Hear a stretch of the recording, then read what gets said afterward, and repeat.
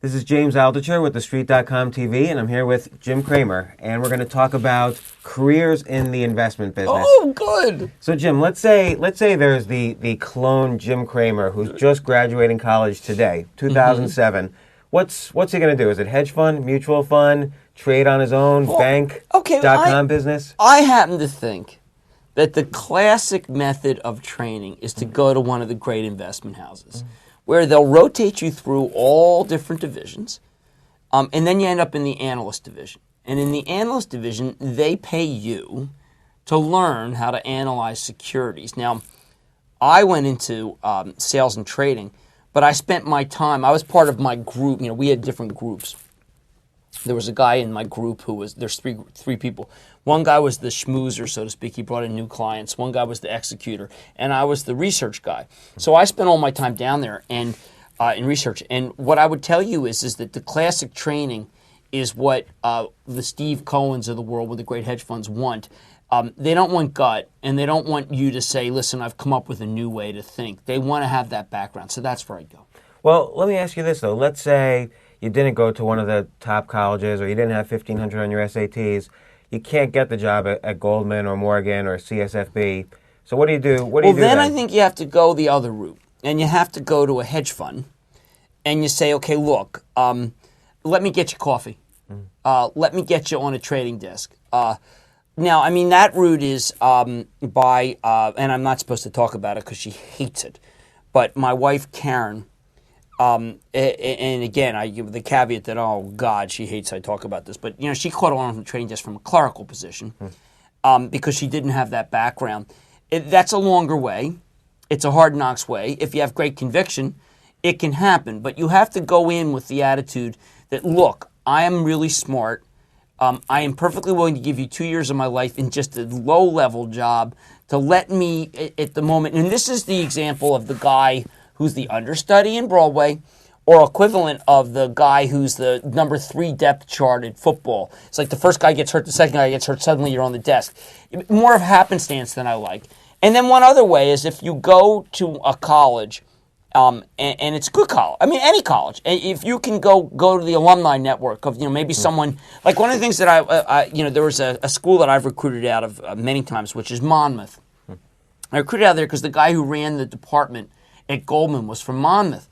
And he was great, obviously. I mean, these places, you know, you go to great school, people go to different schools, and you go to Monmouth, and you go into you write the guys who are the powerful alums, and they'll give you interviews. So I mean, there's a lot of ways to skin the cat. Obviously, the most direct way is to catch on at one of the big firms.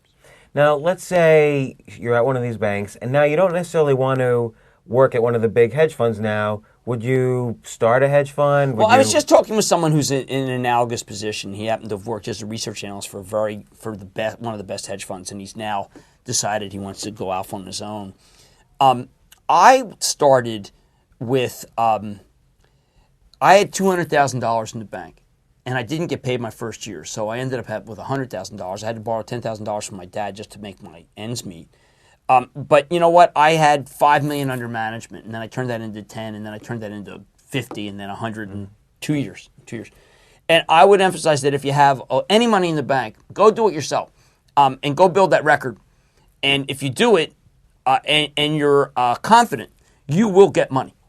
Well, let's think about that for a second. Let's say you're going from 5 to 10 to 50 to 100, and there's a lot of other guys. There's 9,000 hedge funds out there right now. What percentage of your time do you think you're going to spend marketing as opposed to research and trading? Well, I think that the answer is 50-50. And if you're not a marketer, one of the reasons that I liked the classic training I had at Goldman was also sales training. So I was able to recognize sales training is really a matter of not getting down on yourself when you don't get the money. But I would tell you that that if you go in with the approach that it's 50-50 and you're able to spend more time doing stocks, that's great. But James, let's back up for a second. It's really, everybody thinks it's for everybody, and they see the money being made, and it's really sensational. I mean, I could go back to it, and I could make a lot of money. But I had a unique skill set in that I didn't sleep a lot, and I really was curious about the market, and had really good discipline and good training. Most people, it's not right for them. Now, there's also a whole cohort of people who basically are faking it. They're going and raising money, and they're saying, listen, I can generate a little above average return. I mean, you go into hedge fund and make it rich. And a lot of people are going to get blown out. I left Goldman at the same time as 4 other guys, okay? And 3 of them were back at Goldman within the next year. And I was out there on my own. But I was out there on my own because I didn't want to work for anybody and because I had unique stock picking talents. Now, it's very interesting, by the way. I get a lot of criticism in email and stuff from people saying, you don't know what you're talking about, you know what you're talking about. And sometimes I usually just say thank you. There was another period where I would pick fights, and I would say, listen, you have no idea what you're talking about. I mean, 1987, I was in cash for the crowd, really good. You're either good or not is what I'm saying. And, that's okay. The hedge fund world is the NBA. And there's a lot of people who want to be in the NBA, and not everybody gets in the NBA, Major League Baseball. And that's okay. But you certainly want to take a run at it. You certainly want to try to be in the NBA. Well, what's interesting also, I think it's not just stock picking, but also how do you deal with that stress of first losing somebody else's money? I was down 9.9% after the first month. I had a 10% provision, which is I had to give you the money back down 10. I'm down 9.9. I go into I was down 9, and it took me 9/10 to liquidate. And I just sat there and I said, okay, now I got to wait for my pitch because I'm teetering.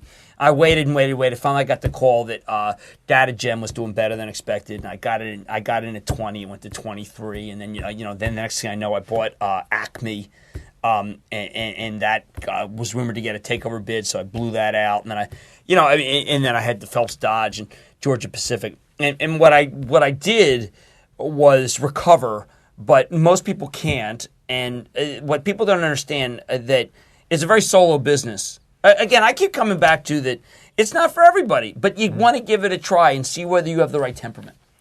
Well, thanks a lot, Jim. And I also want to add, actually, if you want to read more about Jim's startup, I think in the book Confessions of a Street Addict, there's 3 great chapters. There's the 3 best chapters, really, in almost all these investment books.